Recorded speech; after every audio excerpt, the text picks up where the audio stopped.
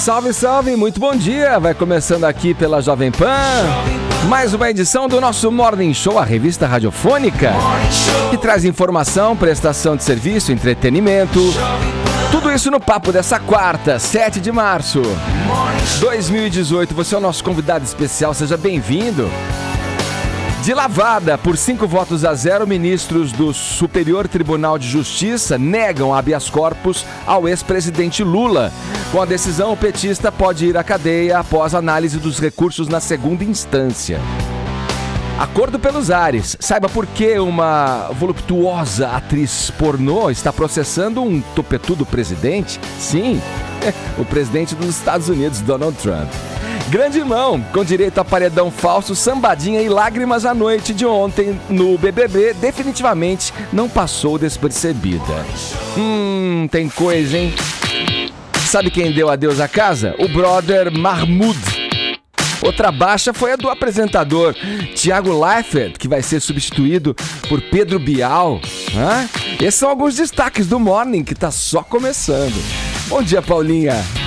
Ed, meu, tudo bem? Você tá caindo nesse papo dos nossos redatores que estão lá fake news é papo? Hoje? É papo? Não, você vai cair nessa Papo que o furado? Leifert não vai mais apresentar mentira? o BBB? Silvio, me ajuda aí. É fake news? Mas o Bial, que é não é mais o apresentador do BBB, o Bial? Faz tempo, Silvio, é o Thiago Leifert agora. Ah, não tá mais no Globo Esporte? Não. Não, e vocês viram como é que vieram com essa história de falar que o Leifert saiu do BBB?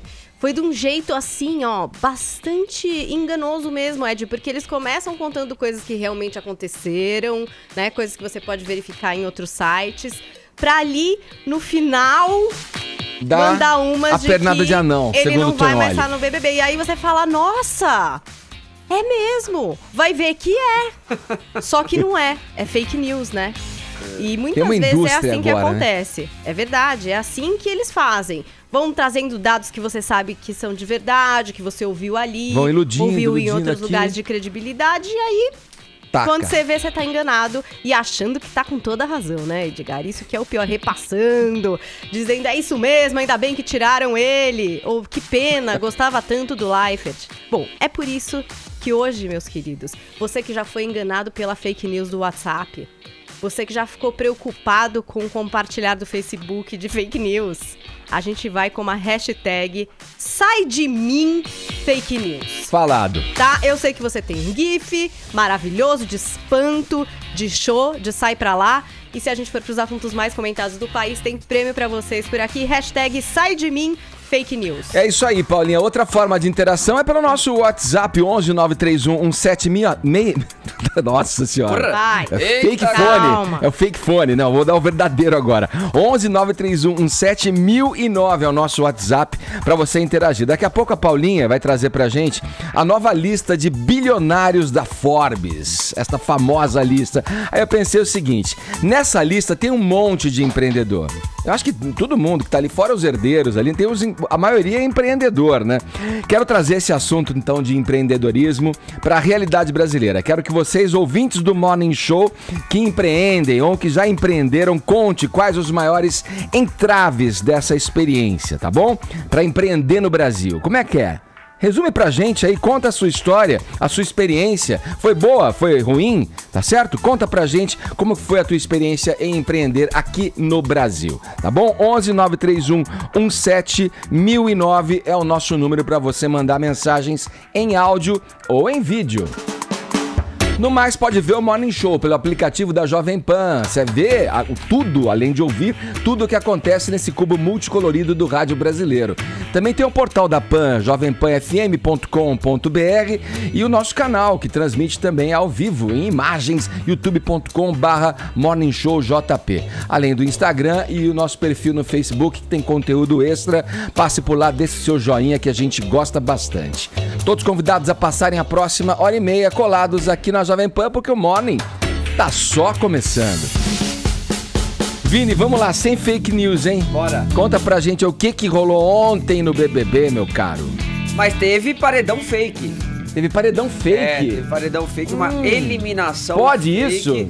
Pode isso. Já aconteceu, né, em outras edições. Jogo. Aliás, não é nenhuma novidade, né, Paulinha? Já aconteceu com a Ana Mara, com a Ana Paula e agora com a Gleice, que tá todo mundo na casa lá achando que saiu, mas não, ela tá lá na parte de cima da casa vendo e ouvindo o que todos os outros brothers dizem.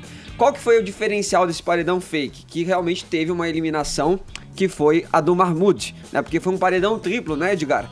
Que o mais votado saía, que foi o Mahmoud, com 57% dos votos. O que ficasse ali no meio, ok, fica lá na casa, achando que teve a menor porcentagem de votos. E o menos votado, que foi a Gleice, que teve apenas 3% dos votos, eles anunciaram que também tinha sido eliminado, mas não. Ela tá lá nessa parte de cima e volta na sexta-feira com imunidade e podendo indicar alguém ao paredão. Agora, Edgar, eu acho que o pessoal lá já tá desconfiando que ela tá na parte de cima, sabe por quê? Porque quando ela chegou ontem no quarto, e aí como a gente falou, já uma coisa que tá meio batida, ela viu aquele quarto e ela falou, já sei, continuo na casa, né, paredão fake. Só que ela ficou tão feliz e ela gritava tanto... Que ouviram embaixo. Eu acho que embaixo eles ouviram alguma coisa. Olha esse momento... Ela não se conteve. Vamos ouvir esse momento? O Thiago Leifert tentando acalmar ela e falando, para de gritar, pelo amor de Deus, que o pessoal vai te ouvir. Deu bandeira. Solta aí. Vamos ver. Solta aí. Nossa, parece um filme de terror. Tá matando. Ei. Não. Gleice. Ela não parava. Gleice. Calma, Gleice. Ai, meu Deus, eu não tô acreditando. Nossa, que escandalosa, cara. É emoção, Caio. Emoção. Imagine você pensar calma, que você tá pelo eliminado. amor de Deus, para lá. Calma. Respira. Vai. Gleice, você não pode fazer barulho. Pelo amor de Deus. Você não pode fazer tudo, barulho, O você que vai ela fica fazendo no quarto o dia inteiro? comendo, bebendo. Mesma coisa que ela fazia na... Só que ela vai Só voltar. sozinha. Ela vai voltar depois. E assim, Não, eu superpoderes, entendi, mas quanto que é? Uma semana que ela vai ficar Até sozinha? sexta-feira.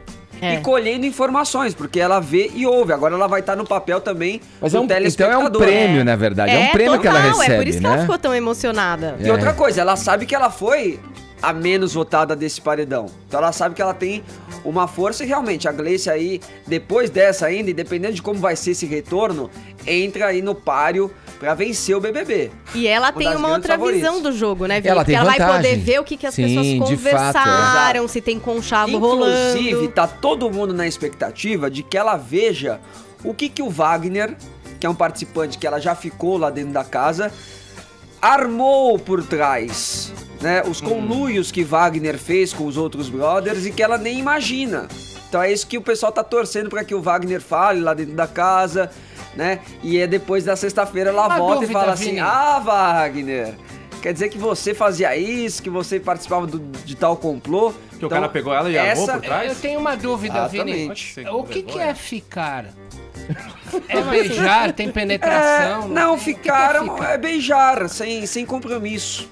Não, mas... Pode ir além, né? Eu acho que além? não acho que pode acontecer o que a pessoa quiser que aconteça, mas é o que o Vini falou, é uma Eles vez. ficaram, assim, numa não é festa um só e compromisso. beleza, entendeu? Mas ela tinha ela tem um certo carinho pelo Wagner, só que o cara é meio, né, contraditório, porque com os amiguinhos dele lá, ele combinava pra votar nela, Também pra votar... fica. Hã? Ele também fica. Ele também fica. Então vamos ver como que vai se desenrolar isso daí, Edgar. Mas o Mahmoud realmente foi eliminado aí. Era um paredão que os 3 participantes que estavam eram queridos pelo público, né? Então ficou até um pouco difícil aí de decidir. Com quanto o Mahmoud acabou saindo? 57% dos votos. A Gleice teve 3%. Então sobrou os outros 40 lá pra Paula. Mas vamos ver que na sexta-feira promete esse retorno aí da Gleice pra casa, Edgar. Vamos observar. E todo mundo sabia dessa regra, né? Só pra fechar. Sabia, né? Todos os participantes sabiam que haveria essa possibilidade desse mecanismo, dessa estratégia. É que já do foi jogo. usado em outras edições, mas parte, é um trunfo faz parte. pra quem tá na casa não Super tá trunfo. sabendo exatamente. entendeu? Vamos lá, na editoria internacional agora a gente destaca uma notícia envolvendo o presidente norte-americano Donald Trump. Paulinha, por que a atriz Stormy Daniels está processando o republicano topetudo? Bom, vamos relembrar um pouco de quem é Stormy Daniels e a sua ligação com o Trump. Eu conheço bem, você nem precisa dizer. Stormy Daniels é o nome na indústria pornô de Stephanie Clifford. E esse ano, o que a gente descobriu? A gente descobriu que o advogado do Trump depositou uma quantia alta aí em $1.000 para essa moça para que ela não abrisse sua boquinha. Casquetinha. E aí a gente descobriu que ela e Donald Trump tiveram um affair, um caso, em 2006. Logo quando Trump já era casado com Melania, que tinha acabado de ter o seu filho Barron, então ficou uma situação assim. E o que é que se descobriu a respeito desse acordo de confidencialidade? Que ele teria sido firmado às vésperas da eleição nos Estados Unidos. Tá. Ela não pode, então, falar sobre o que aconteceu entre ela e o Trump. Ela até apareceu em programas, foi no Jimmy Kimmel, mas assim, não podia falar exatamente o que aconteceu. Agora ela está entrando na justiça pedindo a anulação desse contrato de confidencialidade. E aí ela alega várias coisas. Entre essas coisas, que esse contrato não conta com a assinatura do Trump. Inclusive, até estava conversando com o Tognoli, tem uma curiosidade a respeito do contrato. Nele não tem o nome nem dela, nem do Trump. Eles estão ali sinalizados com codinomes. Então, o dela é Peggy Patterson e o do Trump é David Dennison. Caramba. A gente nem sabia que isso era um recurso, mas nesse acordo de confidencialidade é assim que eles estão descritos. E não tem a assinatura do Trump, só tem a assinatura do advogado. Então, de acordo com esse processo que ela está entrando, não seria válido. E aí tem um outro detalhe também. Ela conta que desde o começo desse ano, quando vazou essa informação e começou a se falar sobre esse contrato de confidencialidade, ela começou a ser pressionada pelo advogado do Trump, que coagiu ela e a intimidou a assinar uma outra declaração dizendo que todas essas informações a respeito da relação dela com o Trump eram falsas. Não teve a história, a gente falou aqui já disso, não teve a história de que o próprio advogado reclamou que não tinha recebido de volta a grana que ele pagou? Não, ele não reclamou, não. Ele assumiu ter pago $130 mil, né? Ele assumiu ter pago e explicou que ele nunca recebeu esse dinheiro, nem do Trump, nem da campanha do Trump, nem de nada. Foi uma explicação, não foi uma reclamação. Ele falou, eu paguei sim essa mulher. Agiu por conta própria. E é isso, foi um acordo que eu tenho com ela. E assim, mas por que o senhor pagou? O que... Não vou falar sobre isso. O dinheiro saiu da minha conta e fui eu que paguei. E não recebi nada do Trump, nem de forma pessoal, nem empresa, nem nada. Fui eu que paguei. Né? Então, a verdade é a seguinte, a gente não sabe o que está nesse acordo de confidencialidade. O que a gente sabe é que eles mantiveram uma relação aí, no caso do Trump, extraconjugal. E agora ela quer falar sobre isso. Não sei se porque quer vender essa história, né, Edgar? Sim. Não sei quais são as razões dela querer abrir capitalizar essa história. Em cima, né? Eu imagino que sim, não sei. E o fato é que ela embolsou esses 130 mil também, né? Então não sei. Ela recebeu. Né? Também assinou, recebeu 130 mil, aí a história veio a público. Agora, de repente, ela tá a fim de cancelar o acordo de confidencialidade. E o advogado fez o quê? Investimento, né? Ele fez um investimento no governo Trump, né? Deixa eu segurar essa pro presidente e tal, bom, né? Quem sabe vem depois... Aí você pode ter as suas versões. O que o advogado se limitou a falar sempre foi isso. Eu paguei, não tem nada a ver com a conta pessoal do Trump e nem com a campanha dele. E aí também o que muito se falava era a respeito do casamento do Trump, que poderia ter ficado abalado com essas informações, já que a mulher dele na época estava tendo bebezinho. E na época ele não ocupava nenhum cargo público, nem nada, então seria mais uma farpa para a vida pessoal dele do que até para a vida pública. Mas aí fica a dúvida, né? Por que calar essa boca logo às vésperas da eleição? Talvez para não ser um escândalo da vida privada do Trump. E agora por que essa moça está super interessada em falar abertamente sobre esse assunto, né, Ed? Agora vamos ver se isso vai passar ou não. Eu não sei, o Tognoli que acompanha esses casos assim confusos. Essa expressão esses americana... acordos de confidencialidade são fáceis de quebrar, Tognoli, ou não? A expressão americana não ter almoço grátis cabe bem aí, né, Tognoli? Bom, vamos colocar objetivamente a seguinte questão. Um presidente faz algo fora dentro da legalidade, depois ele fala que desconhece as pessoas, depois ele fala que não é amigo, nunca viu, depois ele fala que tem um contrato firmado com uma pessoa que ele não assinou, mas que passa por seus advogados. Estou falando de Lula? Deixa eu falar, o assunto é o Trump, não é Lula, pô. Estou falando de Trump. Vamos em frente? Vamos lá, girando o assunto agora. Zé Maria Trindade, temos hoje aí um novo capítulo, hein? Do arranca-rabo jurídico, digamos assim, envolvendo aí o ministro do Supremo Tribunal Federal, Luiz Roberto Barroso, e o presidente Michel Temer. Conta aí pra gente o que tá acontecendo entre essas duas figuras da cena política brasileira. Cena jurídica e cena política, né? Bom dia pra você aí em Brasília. Pois é, muito bom dia, Edgar, bom dia a todos aí. Olha, Edgar, no início da semana a avaliação aqui era de que o presidente Michel Temer não teria recebido muito bem as últimas decisões do Supremo. Vamos tentar ligar de novo, Bruno. Ô Zé, só um segundo, vamos tentar refazer a ligação. A gente tá com áudio muito ruim aí. Mas enquanto a gente refaz, Tonho, olha, você já podia avançar um pouco aí nesse tema, né? Tem um embate aí, público já estabelecido, né? Sabe o que me chama a atenção? Até queria ouvir depois, além do teu comentário, o Zé falando, é que a Secretaria de Comunicação Social do presidente diz que o vazamento da informação, porque o Barroso tá pé da vida, porque quem vazou isso aí, né? Tava no próprio, segundo os advogados do Temer, no próprio site do STF. Pode isso, Tonholi? Sim, acontece muito. Às vezes você decreta o segredo de justiça e a gente tem que deixar uma coisa muito clara aqui. Se estava em segredo de justiça, por que a revista Veja publicou? Tem Mas está em segredo, por que está no site também? Então, né? Vamos explicar. Tem um voto do ministro Celso de Mello, de 12 anos atrás, que diz que segredo de justiça é adstrito a autoridades detentoras do mesmo e que jornalista não é autoridade. Portanto, o jornalista pode publicar. Esse é o primeiro ponto. Segundo ponto. O Barroso decretou segredo de justiça, mas esqueceu de avisar os cartorários. E os caras botaram no ar. Agora, eu hipoteco toda a minha solidariedade, nesse caso, ao ministro Barroso, porque eu acompanho, não é de hoje, a questão do Porto de Santos. E vou dizer novamente, você tem ali 71 mega empresas que exploram 170 terminais no Porto de Santos. E da mesma forma que o Michel Temer ajudou, sim, a Rodrimar a obter vantagens por meio da medida provisória 595, você tem há alguns anos o presidente Lula dando para o braço petroquímico da Odebrecht, a Braskem, vantagens ilícitas por meio de medida provisória no Porto de Santos, em que eles criaram terminais, Edgar, em área de mangue protegida por lei ambiental. Tudo errado. E só 6 meses depois que eles construíram no manguezal, veio a medida provisória do Lula ajudando. Portanto, o que eu acho que o ministro Barroso está fazendo, ele está pressentindo que o país precisa de uma CPI do Porto de Santos. Eu não estou falando nem CPI dos portos, eu estou falando CPI do Porto de Santos. O que vai aparecer de político é brincadeira. É brincadeira.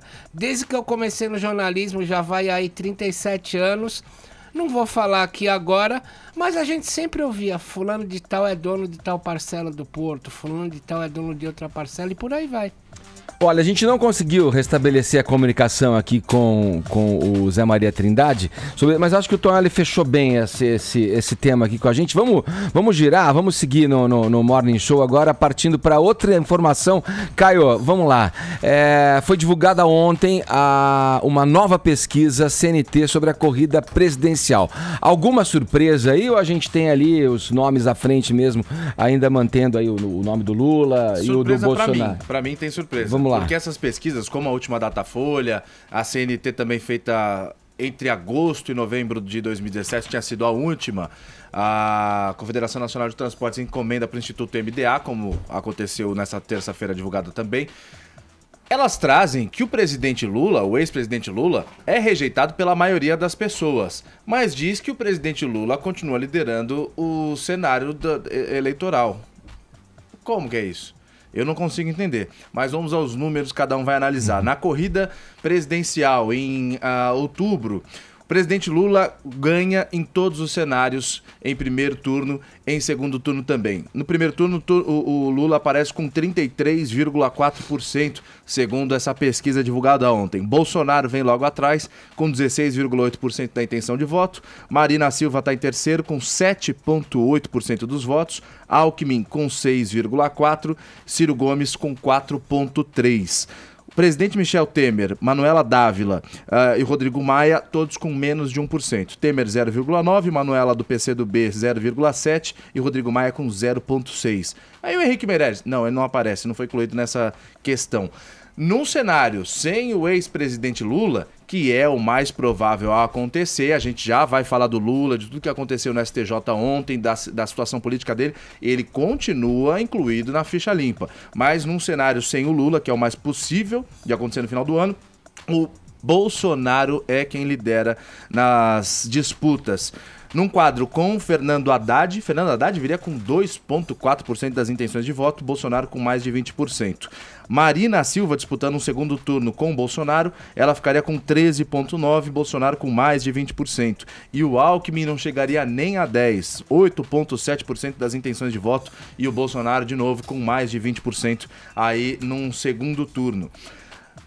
Na mesma pesquisa, numa questão de rejeição, o mais rejeitado, daquelas pessoas que dizem eu não votaria de jeito nenhum nesse cara, o Temer, presidente Michel Temer, aparece liderando. 88% das pessoas dizem que não votariam no Temer de jeito nenhum. Rodrigo Maia, 55% das pessoas também não dariam chance para ele. Marina, 53,9%. Alckmin, 50,7%.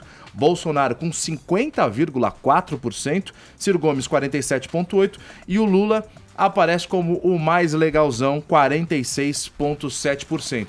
Só que essa mesma pesquisa, de novo, disse que 54% dos brasileiros dizem o Lula deve ser preso. Só que ele lidera em todos os cenários? Não consigo entender. Essa sua cara de dúvida é que você também não consegue entender ou você consegue ele teve entender? Quantos por cento que ele teve na pesquisa? De intenção de voto, 33,4%. Ah, sim, você vai fazer a soma? Se fazer a soma, dá. Dá, só que é o seguinte, quando você... Isso é tudo por demonstração, né? A MDA ouviu 2.002 pessoas. Eu não conheço nenhuma delas. E nem conheço alguém que conheça alguma. Mas é o seguinte...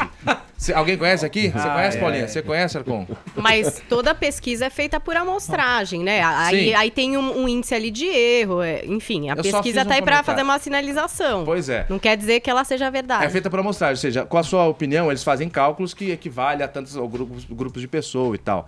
Então, por isso que essa porcentagem não é assim, olha, se somar 33 com 53 dá certo. Entendi. É mais ou menos por amostragem. Agora, somos 208 milhões de brasileiros no país. Talvez seja normal a gente não conhecer uma das 2.000 pessoas que foram entrevistadas e nem alguém que conheça uma dessas pessoas. Entendi.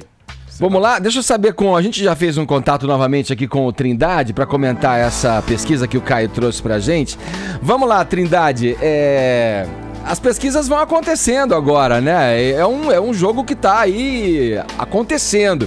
Talvez a gente chegue lá no final, né, no mês de outubro, quando as eleições chegarem, e nada disso se confirme, o que também não seria surpresa nenhuma, né? Haja visto, inclusive, que o PT aí nega esse plano B, insiste na candidatura de Lula. Agora, se isso se arrastar juridicamente, Trindade, até lá na beirada da eleição, vai ficar meio em cima, não? Agora não pode, então troca o nome, vem o plano B. Jacques Wagner tá meio embrulhado aí com a justiça, surge o nome do Haddad. Mas aí não tem força no Nordeste. Como é que na tua visão vai se configurar isso? Fazendo um exercício de bola de cristal, Trindade, pela tua experiência, como é que vai se configurar isso na realidade lá na frente? Bom dia. Pois é. Agora vai. Pois é, agora vai, né? Olha, além desta guerra aí entre Palácio e Supremo Tribunal Federal, essa história aí das pesquisas intriga que os políticos. Ontem todo mundo sentou ali para analisar, vai e vem. E a conclusão aqui da política é o seguinte: o quadro está aberto, ainda não está definido e a pesquisa está errada. Pesquisa é uma opção científica, né? É ciência, isso não é por acaso não. É por amostragem e demonstra uma realidade, mas uma realidade do momento, uma fotografia que muda muito. Então, o que a gente pode estar discutindo aí é que apenas cerca de 40% dos eleitores que já se definiram. E nós estamos falando desses 40%, então 20% dos 40%. Parece aquele discurso da Dilma, né, de 50%, 25%, 5%. Mas é isso mesmo, o quadro está aberto, ainda não está definido. E essa fotografia da pesquisa indica claramente que os eleitores de Jair Bolsonaro já se definiram e não votam nele quem não definiu, né? E também o Lula aparecendo na pesquisa atrapalha. Ele não será candidato. A dúvida é quando ele vai para a cadeia. Todo mundo sabe, ele vai para a cadeia. O debate aqui é quando, se antes ou depois do STJ. E, além disso, ele não será candidato. O presidente do TSE disse que vai rejeitar de ofício o pedido de registro de candidatura dele, porque ele já está inelegível, condenado em segunda instância. Agora fica ali a grande pergunta, né? Quem serão os dois que haverá aquela tradicional polarização que ainda não aconteceu, né? Todo mundo aposta em partidões, só que essa eleição é diferente. Os partidos valem hoje menos do que, por exemplo, os movimentos de internet e tal, que ocuparam uma função muito importante nessa disputa eleitoral. O povo está à procura de novo e não tem nada de novo ainda nessa eleição. Daí, essa pesquisa que é muito desencontrada mesmo, né? Então, olha...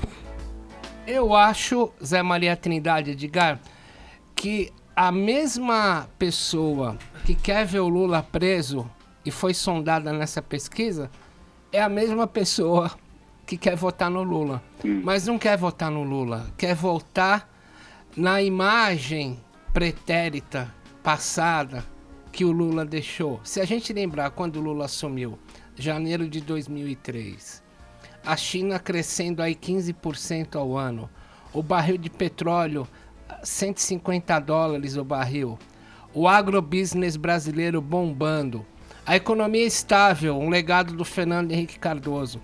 As pessoas têm saudades dessa época porque, já falei aqui uma vez, vou repetir, frase que o Lula disse para o seu secretário nacional de Justiça, Romeu Thomaz Júnior: vou dar BNDES para rico, carro financiado em 90 meses para pobre, e linha branca de eletrodoméstico e Bolsa Família para os mais pobres ainda. Ou seja, ele conseguiu conseguiu agradar a tríade das classes alta, média e baixa. As pessoas têm saudades da época do Lula, mas não o Lula. Para eu fechar meu comentário, quem tá morrendo afogado se segura na primeira madeira podre que vê boiando. E a primeira madeira podre que está boiando no horizonte político é uma imagem do Lula que não existe mais, que já morreu. Eu não tenho dúvida, Zé Maria Trindade, que o cara que quer ver o Lula preso é o mesmo cara que quer votar no Lula. Que é o cara que se engana exata. O Tonholi foi muito acertado nesse comentário, que falou, é o cara que lembra da época que o Lula era presidente, mas o cara não sabe que não tem saudade do Lula, acha que tem saudade daquela vida que ele tinha, que era uma vida muito falsa, porque hoje a gente vê as pessoas reclamando, mas com o Lula eu tinha uma vida muito melhor, o Lula tirou não sei quantos milhões da miséria, e aí bastou acontecer isso pra todos eles voltarem. Então que legado sólido e concreto que foi esse? Você não tinha nada, cara, você tinha ilusão. O Lula tirou IPI, sei lá, nem lembro mais qual é o imposto dos carros que era, subsidiou gasolina, subsidiou conta da energia elétrica, e hoje a gente paga esse rombo, porque não adianta você fingir que tá criando dinheiro, você não cria dinheiro do nada. Era a política do PT, enganar e ludibriar as pessoas achando que elas tinham poder de compra, mas na verdade o governo estava ajudando ali, só criando uma conta que começamos a pagar já em 2014. Mas o Lula não deixou, isso é culpa da Dilma. Não, é culpa do governo PT. Então o cara não tem essa saudade. Quando eu falei que as pesquisas são questionáveis, não nem a metodologia, mas a assertividade. Eu me lembro muito bem que em 2012, falando da Prefeitura de São Paulo, alguém aqui nessa bancada lembra quem era o disparado candidato favorito? Era o Celso Russomano. E eu entrevistei ele no dia da votação do primeiro turno. Ele já era dado assim como o novo prefeito em primeiro turno. E na hora que ele foi votar no colégio, eu estava lá pela TV Cultura, eu fui entrevistá-lo, falei, com quem que o senhor gostaria de ir para um segundo turno? E ele falou, não, eu tô mais do que pronto para assumir agora em primeiro turno. Se for para segundo turno, não dá para escolher adversário, venha quem vier. Perdeu, não foi nem pro segundo turno. Celso Russomano ficou chupando o dedo. Ganhou o Haddad, que aconteceu o que aconteceu aqui em São Paulo, né? Ô Zé, pra gente fechar, eu queria que você falasse um pouco a respeito desse possível candidato de centro aí, né? Que se divide entre alguns nomes aqui, ventilados aqui e ali. Isso que o Caio trouxe pra gente, nada mais é a afirmação do que você tinha acabado de dizer, que a pesquisa é uma radiografia, é uma foto daquele momento que pode não se configurar e não se concretizar na hora da pesquisa. Como é que fica aí o PMDB, rapidamente, Trindade, pra gente, que foi sempre o fiel da balança, que ascendeu ao poder da maneira como vimos aí, né, na figura do Michel Temer, através do impeachment e tal. Como é que fica o PMDB num futuro governo aí? Ele sempre foi o fiel da balança, né, governando com gente de cá, gente de lá, com quem tivesse no poder. Queria te ouvir a esse respeito, Trindade. Pois isso as pesquisas não mostram, né, de como será o candidato aceito e que será esse candidato. O PMDB, Edgar, está fora, não falou oficialmente, mas é que neste momento os partidos políticos estão privilegiando a eleição de deputados e de senadores. O partido que não tiver uma boa bancada, ele desaparece, porque a distribuição do dinheiro do fundo partidário será através do número de deputados e senadores. E também o tempo de TV para as próximas eleições sem coligação. Então o PMDB sempre dominou o país pelo Congresso Nacional e vai continuar tentando fazer isso, tentando fazer uma grande bancada, se aliando seja lá com quem for, conseguindo essa bancada e dominando o Palácio através dessa bancada no Congresso Nacional. E olha, está difícil surgir os novos e os partidos estão fechados. Trindade, obrigado, bom trabalho para você aí em Brasília. Bom dia a todos. Agora 10h30, 10h33 na verdade, horário de Brasília. Jovem Pan Morning Show.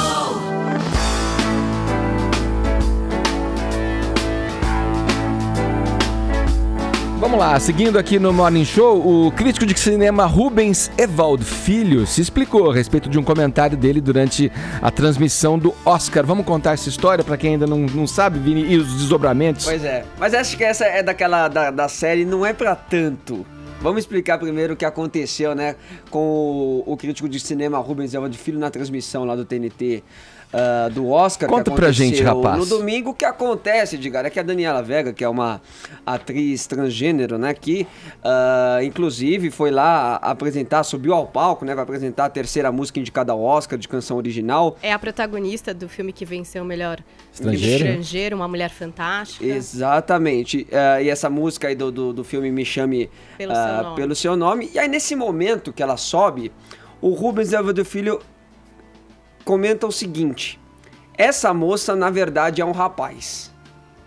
Aí pronto, né? A internet se rebelou contra o Rubens Evaldo Filho, né? Foi chamado de transfóbico, de machista, de misógino, enfim, de tudo que é coisa.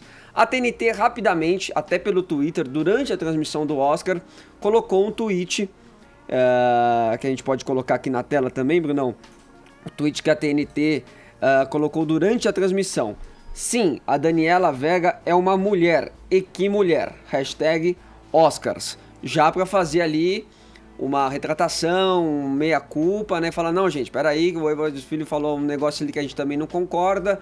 A Daniela Vega é uma mulher. Mas aí não parou por aí. Continuaram as críticas, continuaram ali fazendo um linchamento até do Rubens e pedindo um posicionamento maior da TNT, que depois soltou uma nota oficial que foi a seguinte: a TNT repudia toda ação ou manifestação preconceituosa de qualquer natureza. A marca valoriza, incentiva e respeita a inclusão e a diversidade em todas as suas iniciativas para levar o melhor conteúdo e entretenimento para os seus fãs. Alinhado a esse propósito, a direção já conversou com o comentarista para evitar que episódios como os comentários feitos durante a transmissão do Oscar no último domingo se repitam, e decidirá nas próximas semanas o futuro de suas participações e conteúdos digitais da marca.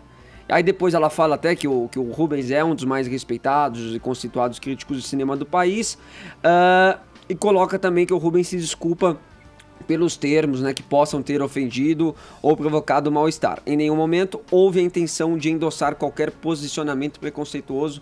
Aí já é uma palavra também do Rubens Evaldo Filho. Mas aí ficou, né, essa dúvida. Peraí. O pessoal pediu a cabeça dele para que ele não apresentasse mais. Um dos maiores críticos de cinema do país. Um cara super renomado.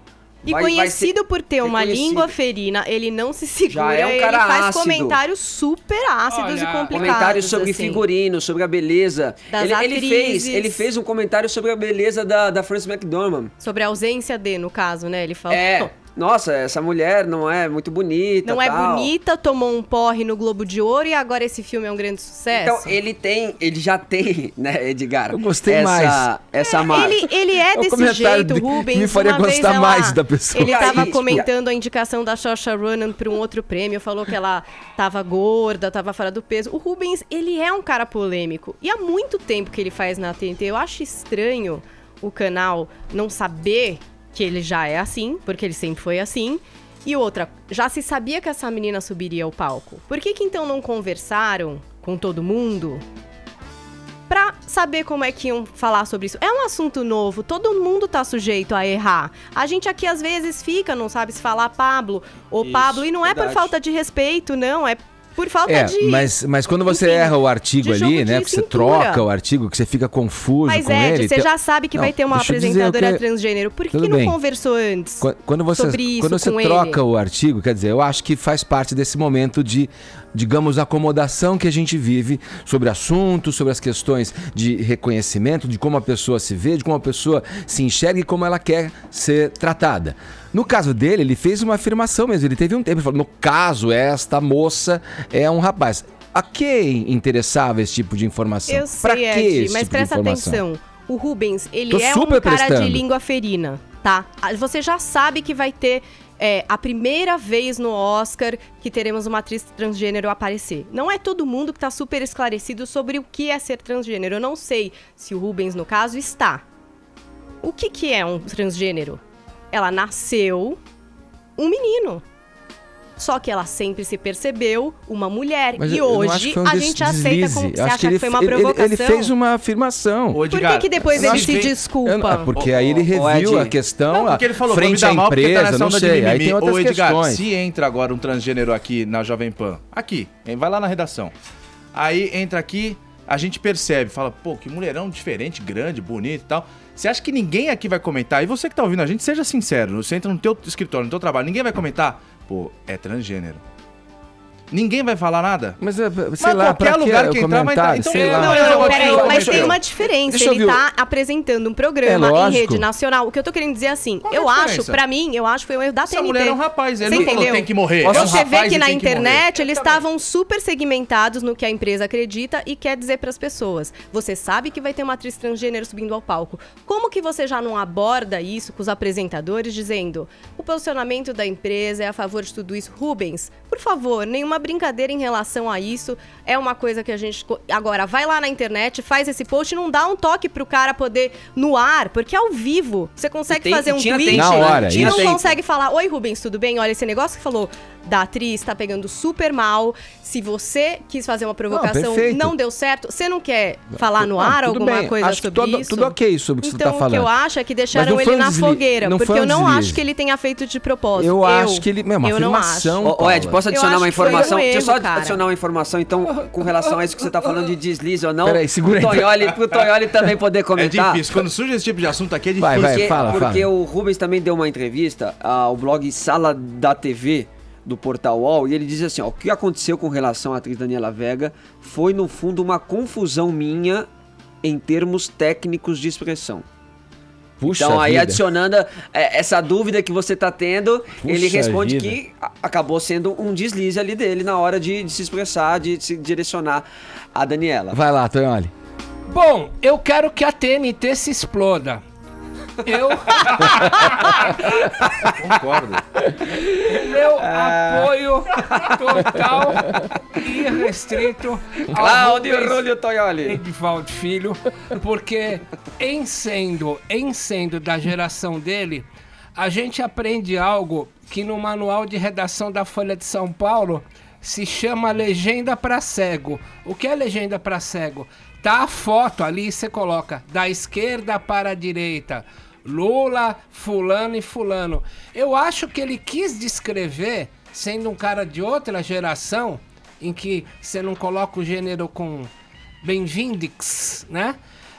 Ele quis falar, olha, na verdade são capazes, com com toda a naturalidade, eu acho que ele agiu como aquele garoto do famoso conto A Nova Roupa do Rei, do Hans Christian Andersen, que um ladrão veste o rei nu e fala que tá colocando roupas novas, e aí o rei vai publicamente nu, e todo mundo aplaudindo a roupa nova do rei, até que o menino fala: olha, o rei está nu. Eu acho que a atitude do Rubens Edivaldo Filho foi igual ao do menino do conto. O rei está nu. Na verdade, isso aqui é um rapaz. Eu acho que ele falou sem maldade.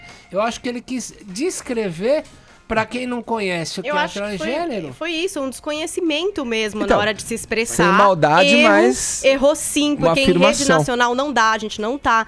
Ele não tá falando aqui entre a gente, com um amigo, ele tá falando em rede nacional de um assunto previsto, então nem foi uma coisa, entendeu? Já sabia que haveria isso. Foi uma surpresa. Exato. Eu acho que a TNT devia ter instruído melhor as pessoas, se ela quer que todo mundo entre numa linha do que ela defende e tal. E ela tem um crítico como o Rubens, que como o próprio Tonelli tá falando aqui, é de uma outra geração, de repente pudesse ser dificuldade, que explicasse pra ele como que teria que ter sido feita essa referência. A gente fala alguma coisa aqui, todo mundo não, mas um monte de gente na internet vem, porque falou tal coisa. Pô, você acha que é fácil? Vem aqui falar então. Ao vivo você tá sujeito, às vezes escapa. Exatamente, eu acho que ele errou. Não dá pra acertar sempre, o cara pode ter errado. Só que o negócio é o seguinte, a Daniela Vega, ela menstrua?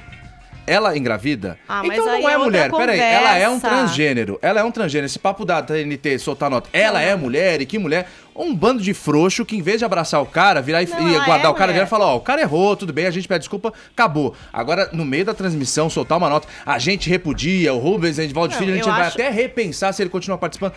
Que isso, velho? O cara não falou de maldade. A TNT poderia avisar ele pra corrigir no ar, em vez de no a frase dele, como é que foi? Poderia ter essa moça é um rapaz. Essa moça é um rapaz. Não teve essa moça é um rapaz, moça, vírgula, na verdade, é um rapaz. Tem que morrer. Essa moça é um rapaz, vírgula, e não vale nada. O cara só falou, essa moça é um rapaz. Mas essa moça não é um rapaz, ela é uma mulher. Não, ela é um transgênero. Posso falar só uma coisa? Tenha sido um deslize, tenha sido uma afirmação consciente, não se pode assassinar também, a reputação. É um exagero. Ele é um super crítico. Posso falar uma frase? Pode, eu deixo. Não se pode assassinar a reputação por tão pouco, é isso. Pois é, e ele é um super crítico de cinema, que pediu desculpa, que tá tentando se explicar.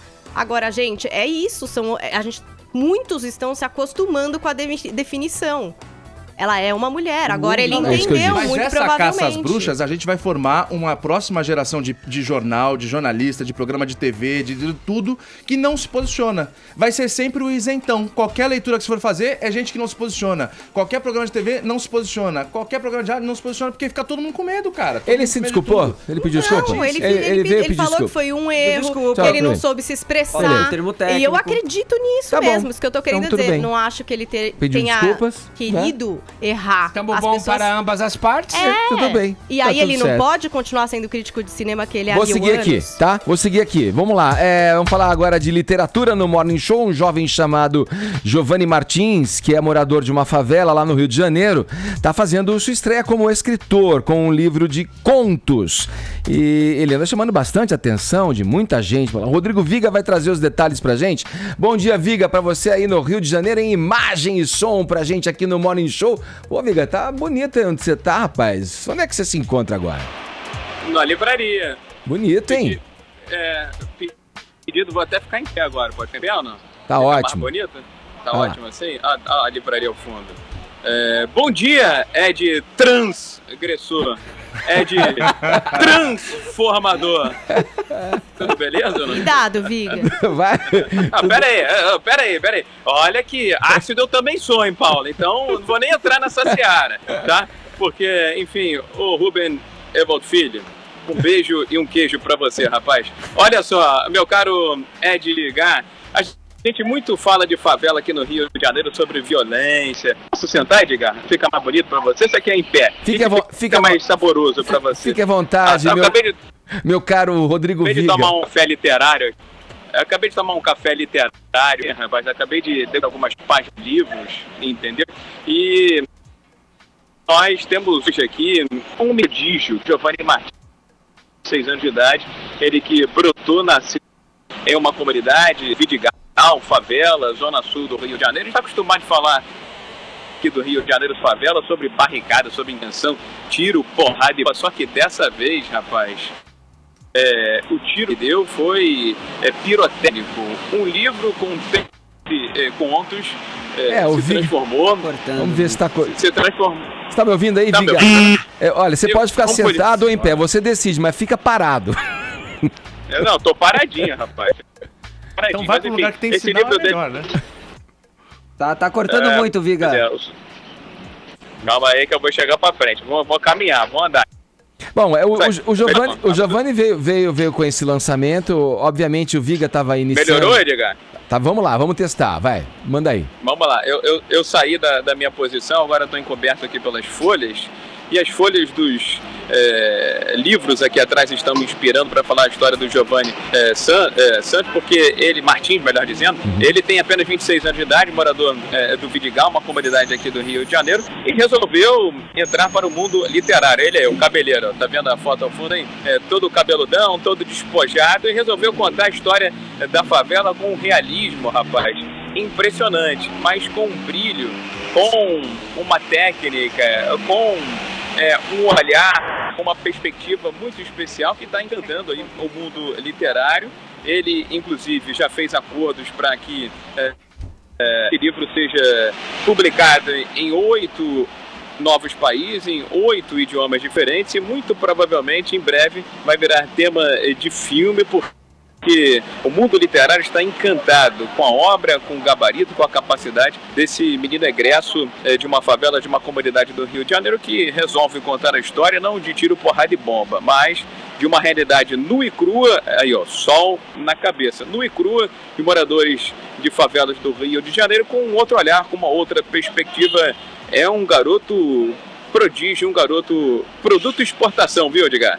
Olha, Viga, acho que o mais bacana dessa história aí, claro, eu não tenho conhecimento do texto dele, não vi, você está dizendo que são textos que trazem outros temas que não só a questão da violência dos morros e tal.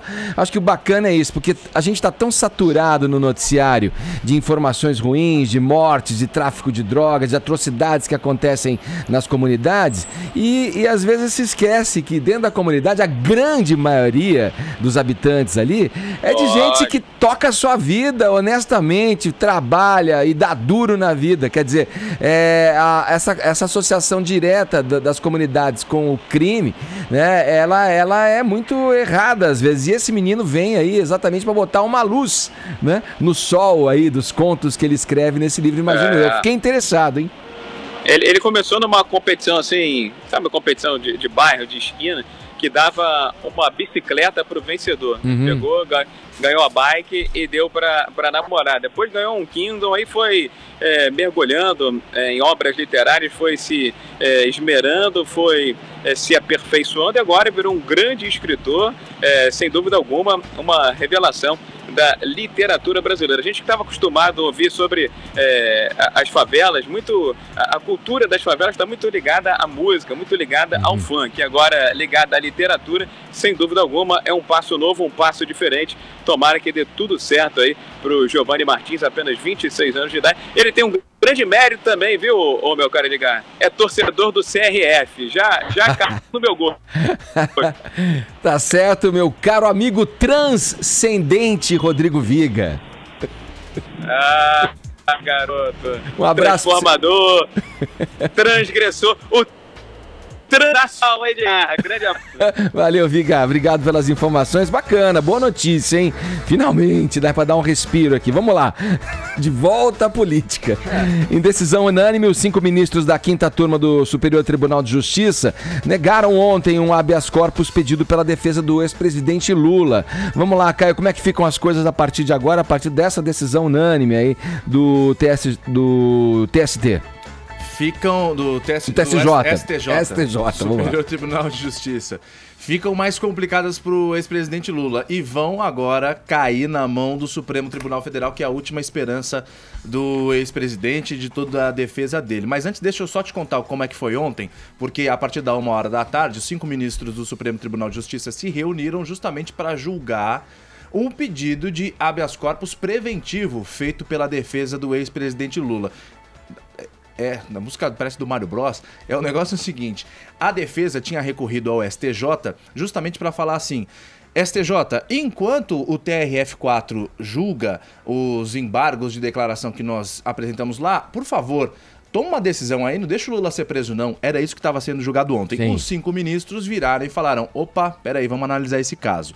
Quem começou a falar foi o advogado de defesa Sepúlveda Pertence. Foi colocado para aparecer, para presenciar ali todos os trabalhos, justamente porque ele agora é a maior arma da defesa do presidente Lula, porque ele já foi ministro do Supremo Tribunal Federal na década de 1990, foi presidente do STF também, então ele tem um bom trânsito nessas instâncias maiores, essa é a arma. Ele foi colocado no lugar do advogado Cristiano Zanin, que continua pertencendo à equipe, mas agora o Sepúlveda Pertence tomou um protagonismo para si. Ele falou ontem na frente dos ministros o seguinte, dos magistrados, perdão, o seguinte: gente, o meu cliente, ele é réu primário, ele é idoso, tem endereço fixo, não atrapalhou em nada as investigações, não tem cabimento nenhum ele ser preso, até porque o Supremo Tribunal Federal entende que, condenado em segunda instância, ele já pode ser preso, mas ele não necessariamente tem que ser preso. Félix Fischer, que é o relator do caso no STJ, não concordou, virou e falou, peraí, eu não concordo com isso, porque é o seguinte, apesar do TRF4 e do juiz Sérgio Moro não terem determinado a prisão dele, não significa que, durante o processo, né, não significa que isso impedia que ele fosse preso a partir de outras etapas. Olha só, o TRF4 pode prender sim, nós entendemos que ele não precisa desse habeas corpus preventivo, a justiça que vai tomar essa decisão. TRF4 você pode prender a partir do momento que você julgar todos os recursos que ainda restam para o presidente Lula, que só resta mais um lá no TRF4. Todos os outros 4 ministros que vieram falando atrás tiveram o mesmo entendimento do que o relator do caso, ou seja, foi unânime, 5-0. Lula já tinha perdido no TRF4 em Porto Alegre, no dia 24 de janeiro, por 3-0. 2 unanimidades derrotando o ex-presidente Lula. Não é possível que as pessoas continuem vendo todas essas coisas, as derrotas seguidas do presidente Lula, e continuem acreditando na inocência dele e não na justiça, que tem prova atrás de prova. Agora vai cair na mão do STF, porque em 2016 teve um entendimento do Supremo Tribunal Federal falando que todo mundo que for julgado em segunda instância pode ser preso a partir do momento que a segunda instância determinar. São 11 ministros. Teori Zavascki tinha esse entendimento, foi substituído pelo Alexandre de Moraes, que também tem esse mesmo entendimento. Vocês podem prender a partir do momento que for condenado em segunda instância. Nos últimos dias, desde a volta do recesso dos magistrados para cá, começou a se falar nesse assunto. Carmen Lúcia, a senhora que é presidente do STF, vai mudar alguma coisa ou não vai? Tem essa conversa que pode ser que mude. Vamos ver. Por enquanto, o entendimento do STF é, no caso do Lula, ele pode ser preso. Vamos lá, vamos ao ponto, Tonholi, diretamente a ele. Você acha que a Carmen Lúcia vai permitir que se reexamine essa questão já definida pelo STF? Bom, primeiro vamos analisar o quadro geral.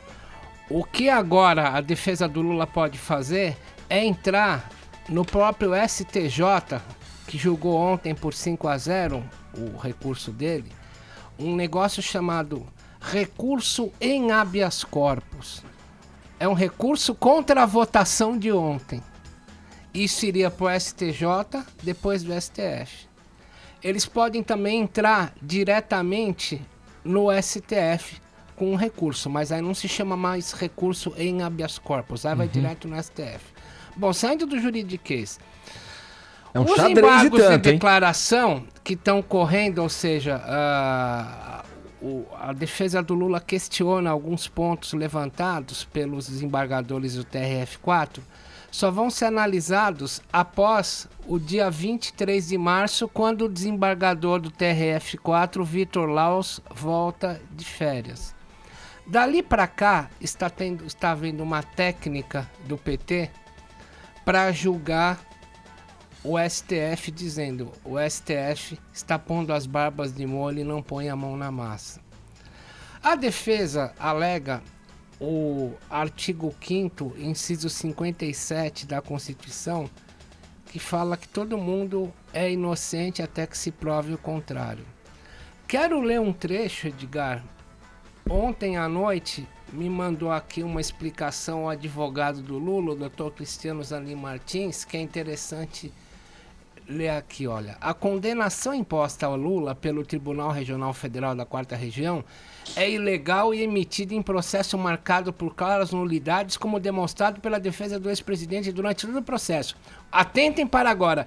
Esperamos, portanto, que a presidência do STF coloque em pauta o habeas corpus já impetrado, a fim de assegurar a aplicação da Constituição Federal, que somente permite o afastamento da presunção da inocência quando não cabe mais qualquer recurso. Ou seja, está chamando o STF pro pau. Esse é o bom português.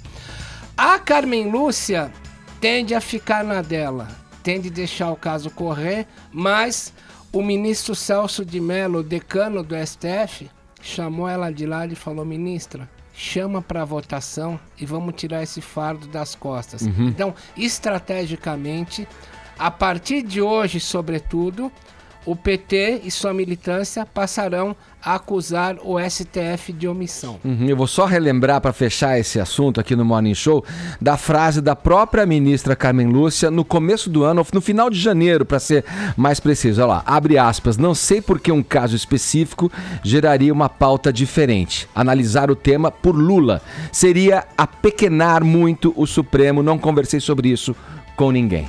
Exatamente. Vamos ver como é que vai dar. Agora 11 horas, 1 minuto, horário de Brasília. Vamos lá, Paulitias. Fala aqui. Como é que tá a nossa hashtag Sai de Mim, Fake News? Tá aqui, entre os assuntos mais comentados. Falei que era só uma fase. Estávamos num hiato aí, hein? Acontece às vezes, Edgar. Principalmente quando tem um evento de entretenimento forte no domingo, o pessoal fica meio com sono, mas acho que agora a quarta todo mundo já acordou, né? E o pessoal tá querendo espalhar umas fake news. Tem gente fazendo versão aqui. Eu tô evitando retweetar pra não causar problema. Você deu a estratégia toda, pô. Ficaram espertos. O caminho das pedras. E hoje tá valendo o prêmio, então continuem com o hashtag Sai de Mim Fake News. E aí, pô? Continuem, é isso. Tá bom, tá. Achei que você fosse ler. Ela não vai ler, porque... Você quer que eu leia? Para as pessoas não acreditarem. Peraí, Paulinho, agora você me pegou de surpresa. Tem gente expondo fake news. Se eu ler aqui pra você... Mas a gente já sabe que é fake. Mas e quem ligar o rádio de repente achar que é verdade? É perigoso. Não vamos mexer com isso. Aí pega todo o contexto. O Vini, aí vai falar, na verdade, é um rapaz. Falou que era isso que ia acontecer. Qual foi a fake news, Tonholi? Veio aqui, o Vini, na verdade, é um rapaz. Aliás, esse assunto já deu o que falar também aqui na nossa hashtag. Meu Deus do céu. Tá brincadeira, Rubão. Ficou meio no meio do caminho essa hashtag, viu? Estão comentando o nosso comentário da atriz? Estão comentando. Vou continuar com você, vai, Paulinha, então, vai. Quem O Edgar é o rapaz? Eu acreditei agora.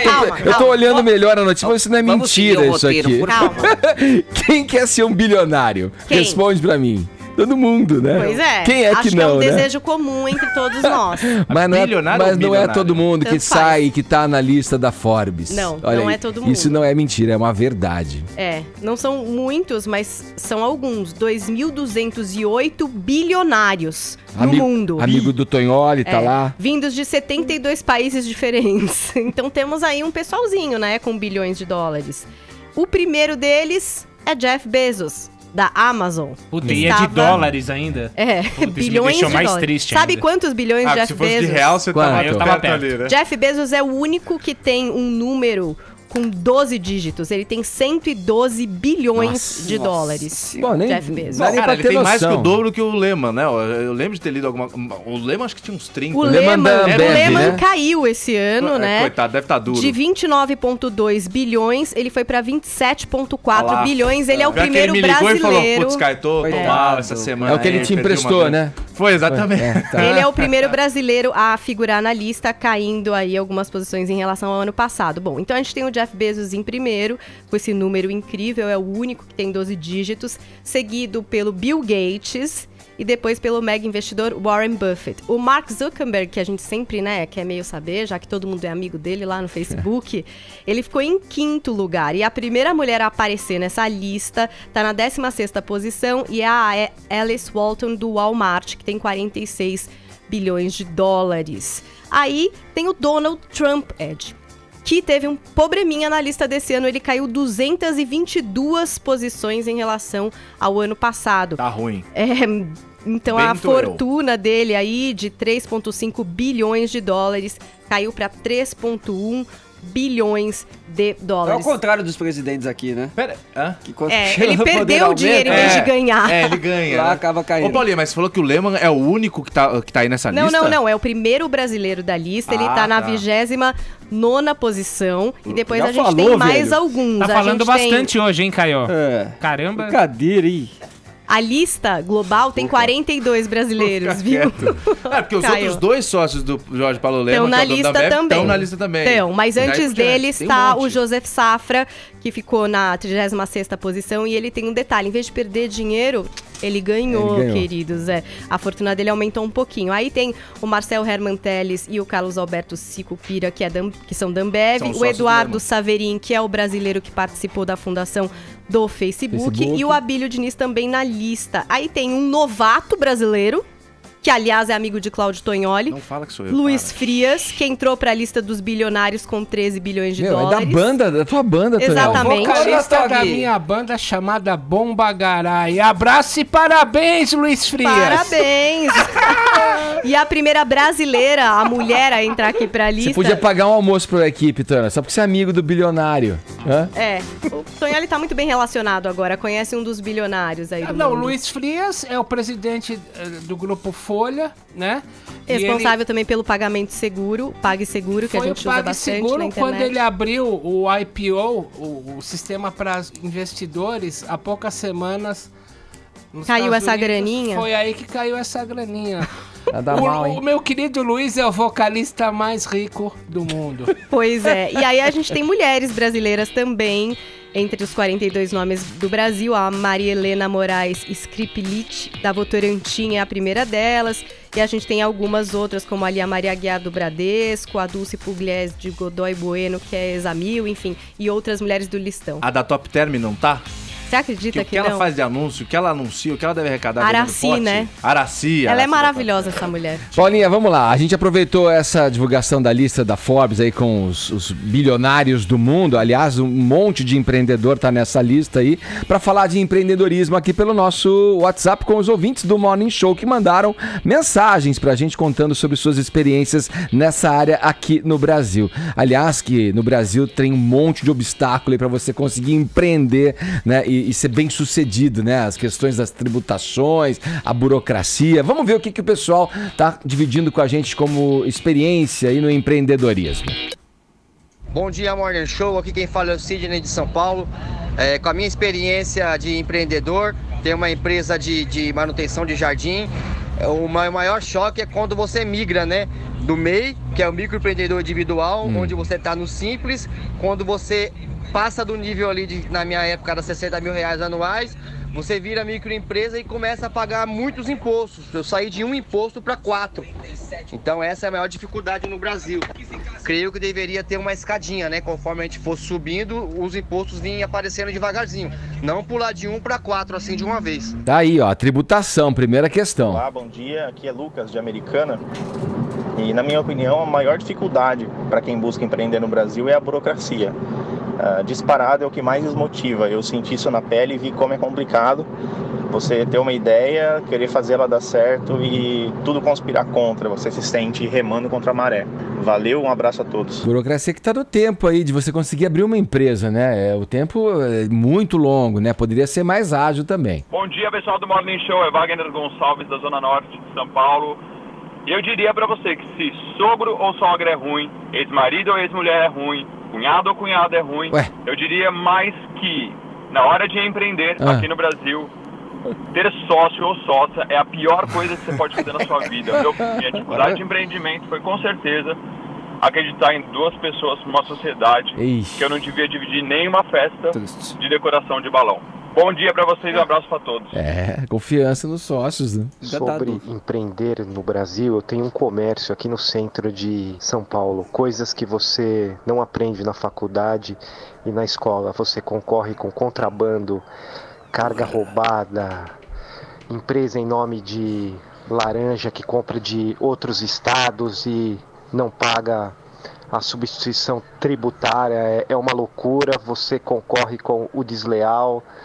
É muito difícil. Caramba, vocês perceberam aí? Verdades secretas, hein? Burocracia, né? Ilegalidades. Tributação, pirataria e ilegalidades, empresas laranja, quer dizer, crime. Pois né? é. E confiança do sócio, do menino que disse aí dos sócios. Tá fácil. Tá fácil muito empreender, fácil né? empreender no Brasil.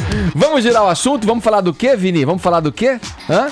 Vamos falar do quê? Você gosta de falar do quê, Vini? De fute? De fute? Bora. Ah, vamos nessa, garoto. Então, olha, vamos falar de futebol, mais especificamente do PSG, que mais uma vez fracassou aí na tentativa de faturar o caneco na Liga dos Campeões. Vamos lá, o time francês perdeu a segunda partida aí contra o Real Madrid, dessa vez por um placar menos elástico, 2-1.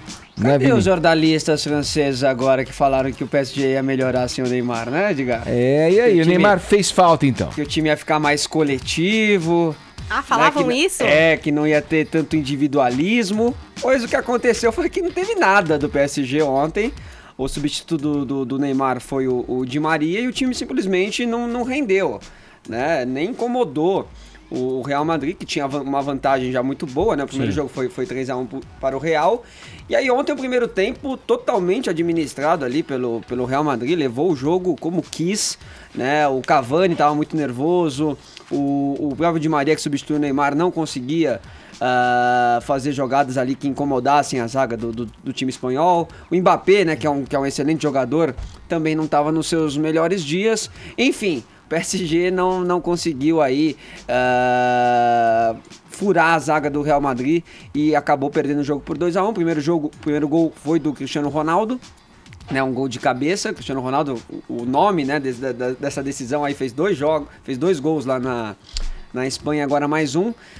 O PSG chegou até empatar num lance até de sorte ali, que a bola acabou batendo no Cavani e entrou, mas depois o Real Madrid com o Casemiro acabou matando essa decisão.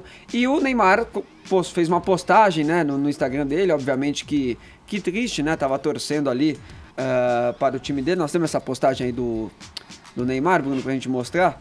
O Neymar falando que tava assistindo o jogo ali dos seus companheiros, ficou bem triste por essa eliminação, mas aqui ele diz: estou triste pela derrota, muito mais triste por não estar em campo ajudando meus companheiros. O que me deixa orgulhoso é ver o esforço de todos, né?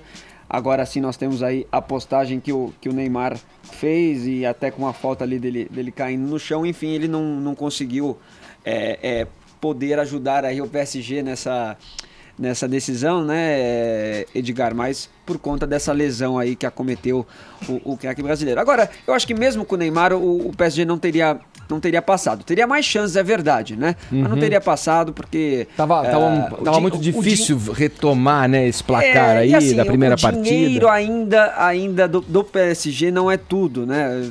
É um investimento muito alto, mas o que tem o Real Madrid, o que tem o Barcelona, o que tem o Bayern de Munique, são times aí que além da história, além do peso da camisa, são estilos de jogo que vem sendo construído há muitos anos, né? Por isso que esses times sempre passam, sempre chegam aí nas finais. Então o PSG precisa perder mais algumas Ligas dos Campeões ainda para chegar numa final e para tentar ser campeão. E a tradução que ele falou ali: parabéns, Mongars. Mongars é meus caras. Isso aí. Vem de garçom, possivelmente, né? Ale Paris. Valeu, Vini. Quem tá aí pra dar a hora certa pra gente agora? Vamos lá, meu. Vai, Casão. Falando em futebol, né? Perde, vai. Tô perdido desde o começo, não entendi nada hoje. 11h19, horário de Brasília. Jovem Pan Morning Show. Uma pesquisa divulgada ontem pela empresa americana Gallup revelou que mais da metade dos jovens da Venezuela pensa em deixar o país. Ô, Caio, não surpreende essa notícia não, né? Do jeito que tá a Venezuela, meu cara. E aí? Tá tudo certo, né? Tá tudo certo. Da pesquisa. Ah, sim, claro. Mas não tá tudo bem lá? É um paraíso, né? Não tem rango sobrando. Tem gente que diz que sim, né? Cara, as coisas estão bem. Eu vi esses dias um vídeo que eu achei muito, muito legal. E eu cito alguns exemplos do que acontece na Venezuela. E é verdade, você pega 1 quilo de arroz, lá equivale, sabe a quanto? Tipo um caminhão pipa com 35 mil litros de gasolina. Dá no mesmo, é a mesma coisa que vale.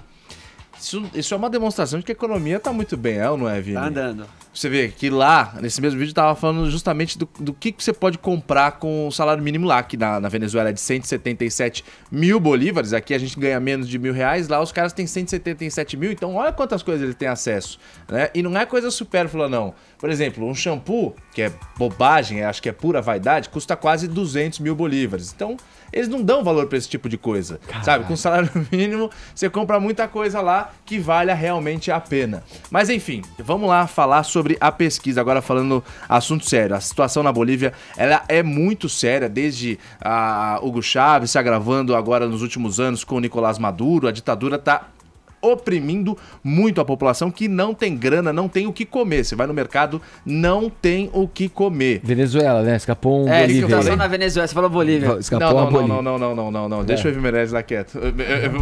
Evo Morales e o Meirelles deixa ele na mangueira. É um rapaz. Deixa ele no funk. Deixa ele lá no funk lá. Café hoje, desculpa. Café, na Venezuela. Tira o seu café aí. Deixa eu direto pro dado que eu já me embalo. Meu Deus, você tá usando alguns produtos de lá, né? Bom, é o seguinte, essa pesquisa mostrou que mais da metade dos jovens da Venezuela quer sair do país. A Colômbia, que é pertinho, é o destino mais procurado pelos jovens. 53% das pessoas que têm entre 15 e 29 anos não querem mais viver na Venezuela porque não tem mais nenhuma situação no horizonte que mostre que alguma coisa vai mudar. Tem aí as eleições que estão para acontecer, mas ao que tudo indica, pela ditadura do Maduro, ele tá boicotando os outros partidos, ele tá boicotando os outros candidatos, que é para ele justamente se perpetuar no poder. Ele não conversa com os partidos de oposição e ele faz de tudo para boicotar, adiantando a eleição e daí por diante. Então, isso afeta muito os jovens que tem ainda muitos planos para o futuro. O cara que tem 15 anos, 30 anos, ele se planeja para daqui 30. Agora, esse percentual de pessoas que querem deixar a Venezuela vai diminuindo a partir do momento que a gente vai mudando as idades, que os pesquisadores mudaram as idades. Por exemplo, as pessoas que têm entre 30 e 44 anos já cai um pouquinho. Entre 15 e 29, 53% querem sair. Entre 30 e 44 anos, cai para 44% das pessoas. Entre 45 e 54 anos, 38% querem deixar a Venezuela. E as pessoas que têm mais de 55 anos, 22% desses caras querem sair de lá num futuro próximo. Os países que estão mais perto da própria Venezuela, como é o caso da Colômbia, são os preferidos, os destinos mais preferidos. A Colômbia, que é o preferido de todos, só para se ter uma ideia, em 2017 recebeu mais de 500 mil venezuelanos. No ano passado inteiro, mais de 500 mil pessoas, 500 mil de venezuelanos foram para lá, foi para lá. Isso tudo porque são os países mais acessíveis. O segundo destino preferido, mas porém utópico para os venezuelanos, seria os Estados Unidos, mas aí tá mais longe. Se o cara não tem dinheiro para comprar um shampoo, você imagina se ele vai ter dinheiro para pegar uma passagem e ir para os Estados Unidos começar uma vida lá. Enfim, essa é a situação já retratada. Os pesquisadores concluíram o seguinte, que as pessoas, com toda essa crise econômica e política na Venezuela, estão perdendo o senso de segurança, a confiança no governo, o poder de compra e também o acesso a uma saúde de qualidade. Venezuela. Ô, Tonholi, vamos lá. Quero saber quanto tempo você acha que vai demorar para essa recuperação da Venezuela? Eu fico pensando que enquanto a gente fala da Venezuela, a gente acha que o Brasil tá uma maravilha, né? Da Venezuela. Mas vamos lá, vamos focar. O Brasil é a Disney, da Venezuela. Na semana retrasada veio no programa Pânico o Gravata, que é um empresário ex-seminarista mineiro que morou na Venezuela há 5 anos. Ele fala que não o salário mínimo, o salário médio na Venezuela dá para você comprar 6 ovos. E o ano passado, 2017, o Fundo Monetário Internacional diz que a Venezuela é o único país do mundo que fechou 2017 com uma inflação de 4 dígitos, 2.700%. A partir da queda do barril do petróleo em 2014... foi para $50, a economia deles começou a quebrar, o Maduro começou a se encastelar, agora nós temos cada vez mais as Nações Unidas fazendo um zagueiro do Bangu em cima da Venezuela, E eu acho que o sistema vai entrar em colapso, já está entrando em colapso, mas é um tempo meio vaticânico, é um tempo meio lento, mas o colapso é iminente. Vamos lá, Paulinha, fechando o programa de hoje, olha aqui, ó, vou colocar uma caminha aqui musical pra você falar, mas é isso aí? É? Confirmou. Ele vem? Sim. Olha! Fenômeno Luiz Fonsi, o dono desse hit Despacito, confirma sua vinda para o Brasil, então vai se apresentar dia 3 de maio em Curitiba, 4 de maio em São Paulo e fechando a turnê Love and Dance no dia 5 no Rio de Janeiro. Quem vai nesse show? Quem vai dançar esse hit? Quem vai? Eu que pergunto. Será que vai ter participação especial? Anitta. Certeza. Em algum momento, tem que ter. Vamos aguardar mais detalhes. Ainda não sabemos aqui sobre o início da venda dos ingressos. A Anitta e a Pablo, viu, Caio? A Pablo Vittar vai estar também. Vittar. A Pablo vai estar nesse show. Na verdade é um rapaz. Na verdade, olha lá. E assim a gente fica por aqui. Vamos aos ganhadores. Temos ganhadores. Vamos lá, Vini. Quem é que tá aí pra... Bora. Quem leva? Vamos lá. Vai, Silvio. Vai, Silvio. Sidney é o vencedor. Boa. E aqui no Twitter, Jorge Luiz Oliveira. Vou falar com você, hein? Me responde. É isso aí. Muito obrigado pela participação. Muito obrigado pelo prestígio, pela audiência. Vocês são demais, hein? Amanhã tem mais, a partir das 10 da manhã, aqui na Jovem Pan. Tchau, cuidem-se, hein?